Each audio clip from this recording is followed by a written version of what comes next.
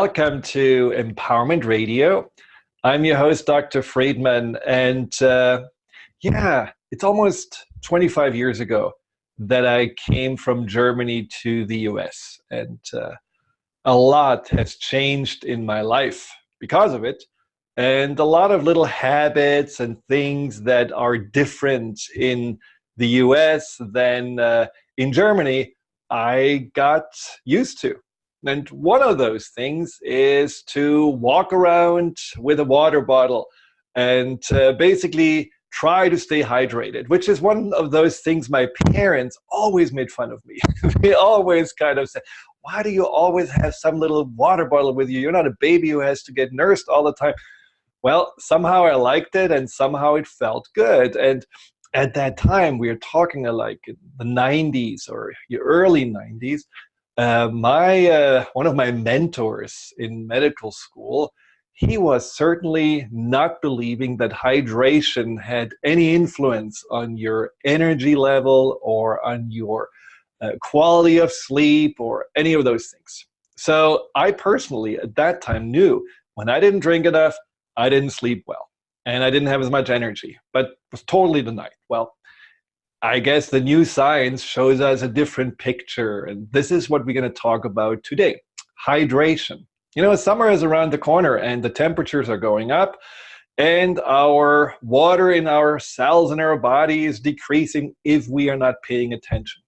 Now, did you know that, for example, as I said, insomnia, brain fog, lack of the ability to lose these extra pounds, or joint pains, and a lot of things we often intuitively think, well, maybe it's how we eat, maybe it's a gluten intolerance, maybe it's something else. And we are not thinking about that more simple cause, which is how well are we hydrated? Do we even pay attention whether we are hydrated or dehydrated? Do we even know the science of dehydration? Well, I'm really glad that I have an expert today on the show who explains to us more about the new science of optimum hydration. She is an integrative physician and she is a co-author of the book Quench, and it has a long subtitle which I actually have to ask her about when I right away introduce her because I couldn't remember it. Oh no, here I have it. It's Beat Fatigue, Drop Weight, and Heal Your Body Through the New Science of Optimum Hydration. Now, before I go to my special guest, I just want to make you realize one thing, which I always find so interesting, which is that we are mainly made out of water. You know, that we are to 65% or more. You know, the smaller we are, the more we are like children, the more water our system contains. And as I read in Dr. Cohen's book, there is actually science that says that on a molecular level, on the very tiny level of our atoms and molecules, we are actually to 99% of water, which just, baffles you. So when you think about how much water we are, it makes sense that we actually need to pay attention more on how much water we take in and how much water we lose every day. And so a very important topic and a very empowering topic. And so I want to welcome my special guest, Dr. Cohen. Thank you so much, Dana, for being on the show. Thank you for having me. Good morning. Good morning. Well, I'm very excited because this is really a topic that, I do believe has so much potential for people to just feel better. Because there are so many ways we lose water, we get dehydrated. So tell me, how did you get into this whole field of hydration? So my co-author, Gina, actually presented me one day. She came into my office and asked to speak to me. She runs something called the Dehydration Foundation. And asked to speak to me about hydration. My friend was a mutual friend of hers, my patient, And I said, sure, come on in, let's talk. And she presented me with Dr. Pollack's research. Gerald Pollack is the water researcher that we talk a lot about in the book. And she blew my mind. Dr. Pollack has written numerous articles. He's a very well-respected water researcher based out of University of Washington in Seattle. And basically he's discovered that there's another phase of water. We've always known that water to exist as liquid, ice, and vapor. And he has said, no, there's a fourth phase, and this is gel water or structured water. He calls it easy water, stands for exclusionary zone. There's lots of names for it. While some people don't necessarily agree with what his equation of that water is, he calls it H3O2. Most scientists know that there is another phase of water, and that was just mind blowing to me. The simplest molecule in the world, H2O, we don't know a lot about, and it was mind blowing to me. So that's when it all started, and we started to delve into the research. And I've always known. I always ask as an integrative doctor. My first question is, well, what did you have for breakfast, lunch, and dinner? What did you drink all day? I ask every patient that walks in the door. And even my healthiest patients admit to not drinking enough water or thinking they don't drink enough water. So I've known it's an issue. And then that was now probably about 4 years ago when we started this whole quest of talking about hydration and dehydration. Now, did you, in the course of writing this book, actually also change your water habits? Did you feel like, I actually do something wrong here? Or what did you learn personally on this? Yeah. Yeah, and I'm still to this day. It's something you have to make a daily practice out of. I know in the past there were days that I would sit at work for 10 hours straight and not pee, not go to the bathroom, because I was working, I was not drinking, and now we've gotten the whole office involved. I know, like, my staff will bring me water if I'm too busy, and vice versa. Like we all help each other. So yeah, I've definitely changed my habits. I know what to do now, and I work way harder at it too.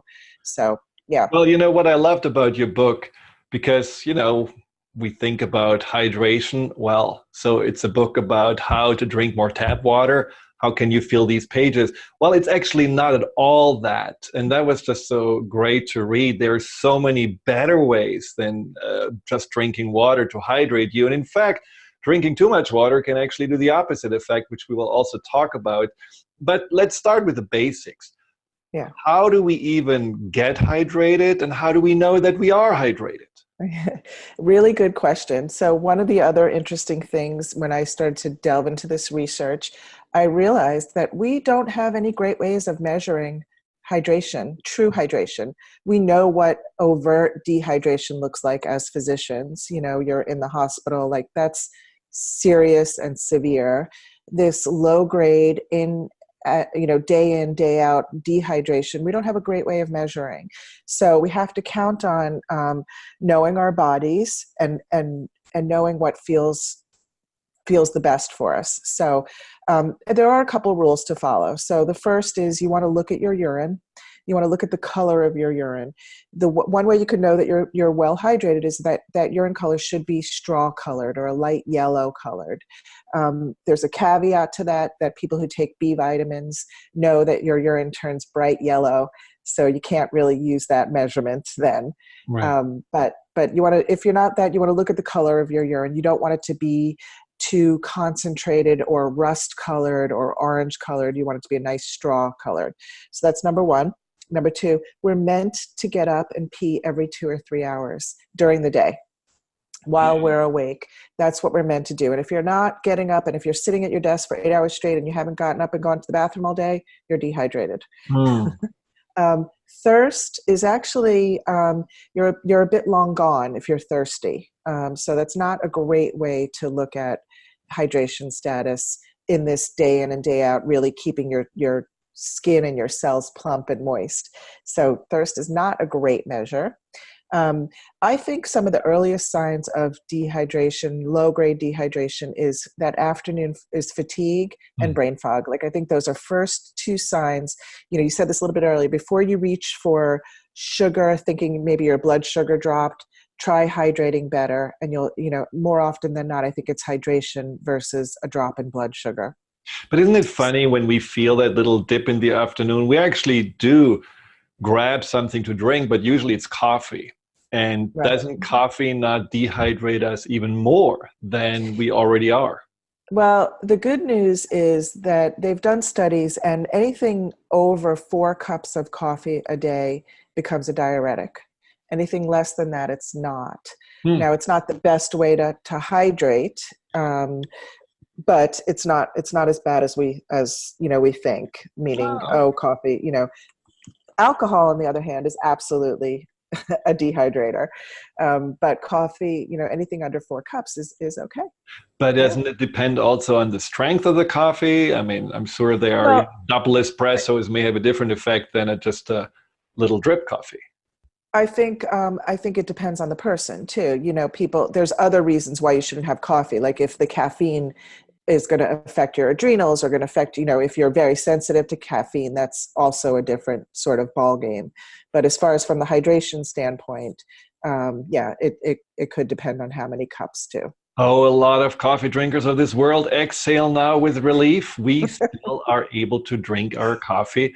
So why don't you just grab a cup then during the break and come back, because we're so much more to talk about with Dr. Dana about hydration and her new book, Quench.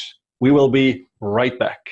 We are talking about hydration and how to make sure that your body has the water it needs, since a huge part of our body is made out of water. And for this, I'm talking with Dr. Dana Cohen, the co-author of her new book, Quench. Now, Dana, tell us, what are the dehydration factors? Because there were some factors I read that were really interesting. I mean, we know about salt and heat, but what other dehydration factors are there that we actually don't really think about? Yeah. Well, I just want to stop at salt for a second, because salt is not necessarily, we need salt in our body, and we've become so fearful of salt. And if we have real sea salt or natural salt, it's actually, we need it. It's electrolytes. We need it to hydrate. But fake table salt is a whole different ballgame. And there's actually a large section based on salt in the book, which I think is very interesting. Um, so some of the other dehydrating factors, processed food, we think what it takes in order to metabolize that food in our body, it takes a lot. It takes a lot of energy. It takes a lot of hydration. So processed food, obviously medications, prescription medications. We actually had a whole list of medications that we ended up taking out of the book that were uh, that were um, the FDA reported to the FDA to cause overt dehydration. And they were things that you would never think about. Things like the purple pills, proton pump inhibitors, or Prilosec, Mhm. um, Mhm. Ambien, aspirin, like very common things that have been reported to end up in the emergency room for dehydration. So medications Mm. is another one. Um, this is a little controversial, but EMF, electromagnetic frequencies, Right. now there is this whole 5G that's coming, and it's here, and we don't know what it's doing to us. And I think it's other than real electrophysiological issues with it that are controversial. We don't know.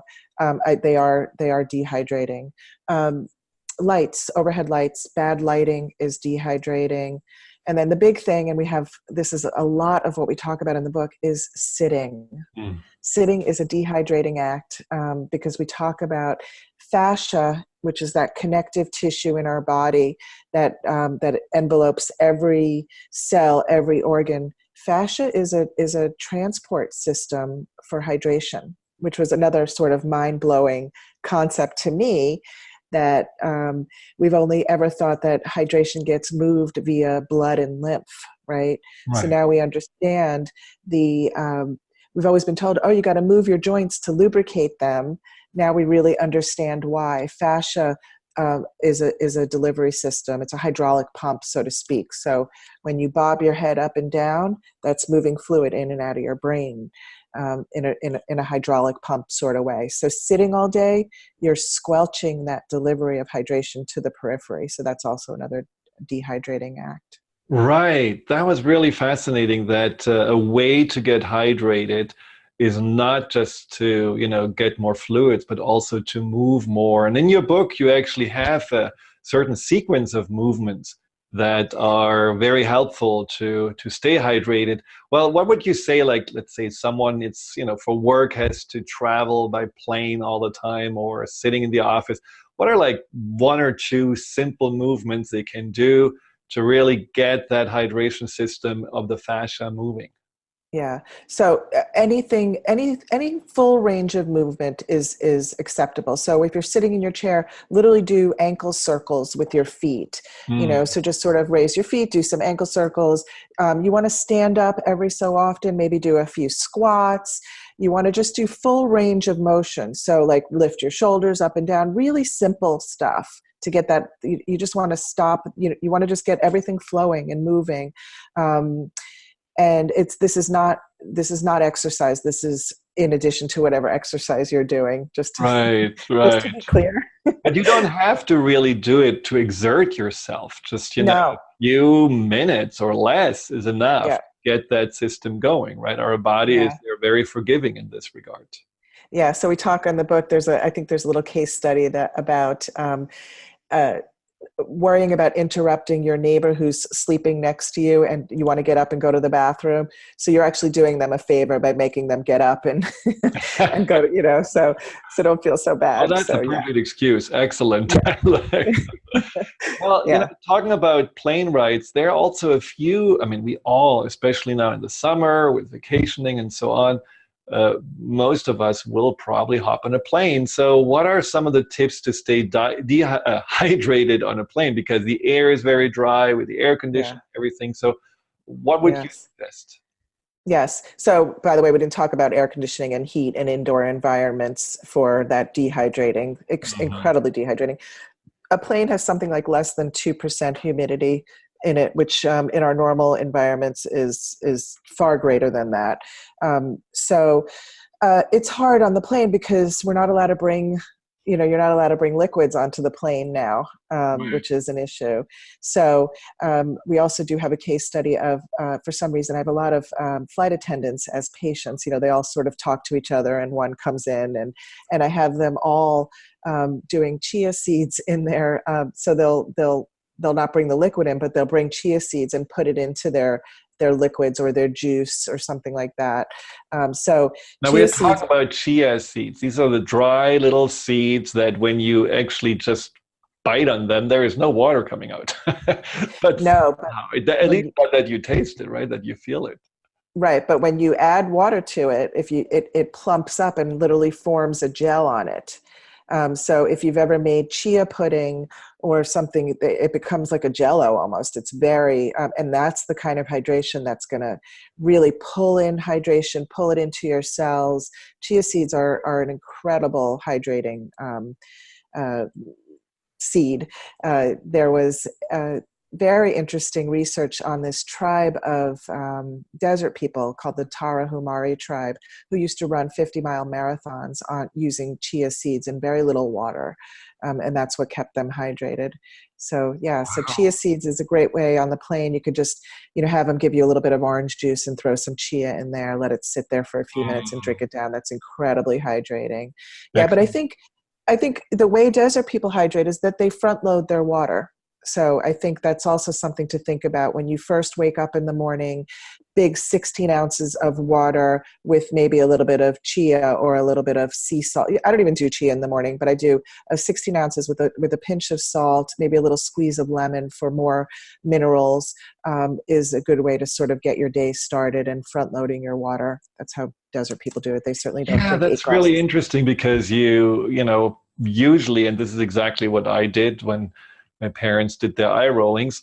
I basically drank all the time. And so in your book, it was really pointed out that the Bedouins are drinking early in the morning a lot, like the Yeah. camels, and then they're done for quite some time. And how is that? How does this work? Why does it not just get immediately eliminated because somehow it's too much for the body to handle? Well, I think the Bedouins also did a lot of, what we now call bulletproof coffee, where they add like an MCT oil or some kind of fat to their tea or their liquid. Hmm. Um, they used to use yak butter into their drinks. So that was also one way that they held on to that hydration first thing in the morning. I think physiologically, I think the fat also holds on to it. The electrolytes in that front water, that first morning water, is just it just holds on to it a little bit better. It's hard to, we don't really know, but I think if we start the day off right, that doesn't mean you can't drink the rest of the day. We're not Right. Bedouins. Um, but we still need some water. And then the other big issue thing in the book that we talk about is eating your water. Hmm, And yes, um, yes. and that's So how. what does that mean? So it means that we're gonna a better way to hydrate, and maybe you know this. I mean, I know my patients say, I drink water all day long, but I can't quench my thirst. I Mhm. can't get hydrated, and they notice that by the end of the day, their urine is clear. There's no color to it. You're just drinking and peeing it right out, and you're not satiated. You're not quenching that thirst. And I think by eating your water, by getting more hydrating foods into your with fiber. So there's a couple things we need. We need greens, we need fiber, and we need water. And those are the things that are going to act like a sponge and keep that water into our cells better to be utilized for energy longer. So what So are hydrating foods, as an example? So greens, vegetables. Think that is our biggest thing. Vegetables are anywhere from 85 to 95% water, and I like to give this example because a lot of it's like the coffee thing. Iceberg lettuce, we have always thought had no nutritional value. It's 0 calorie or less than 0 calories, nothing nutritional. It's probably one of the most hydrating vegetables that we can Mm, eat. You can see, if you look at iceberg lettuce, you can see the water in it. You can see the fiber. You see the gel. Things like celery. Think about cucumber seeds. Oh, let me go back a second. How do desert plants hydrate? Think about that. mhm. Cactus and aloe. It's literally gel. When you Yeah. open up an aloe plant, there's gel that falls out of that. That's the kind of water that's going to stay in our cells. So what creates gel water in the body, or this structured water that Dr. Pollack researched?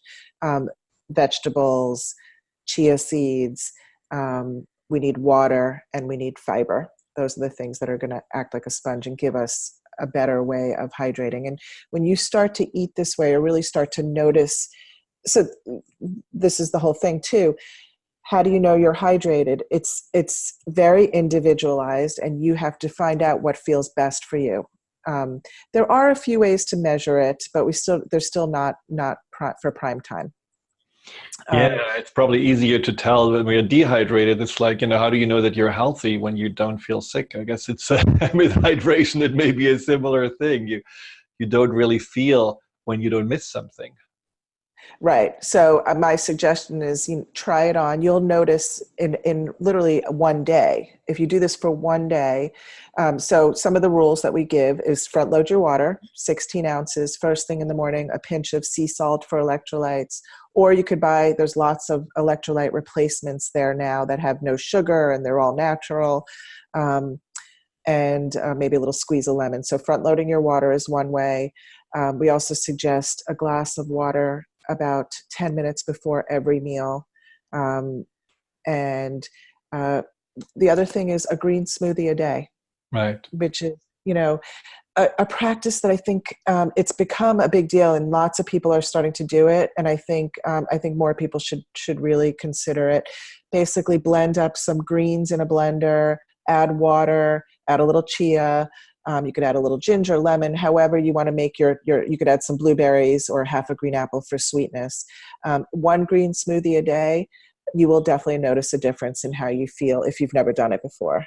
Like, it's a really easy thing to do. And so people just say, wow, my energy, you'll notice it. Right. Well, we'll see. There's already, good suggestions on not just sticking to the water. But when we come back, I will tell a little story about Danielle, my wife, which, may be something you have done also wrong in the past. And I also wonder, what do we do at night? Because no one wants to necessarily get up 3 or 4 times in the middle of the night to have to pee, but how do we find that equilibrium between staying hydrated and staying asleep? We will be right back.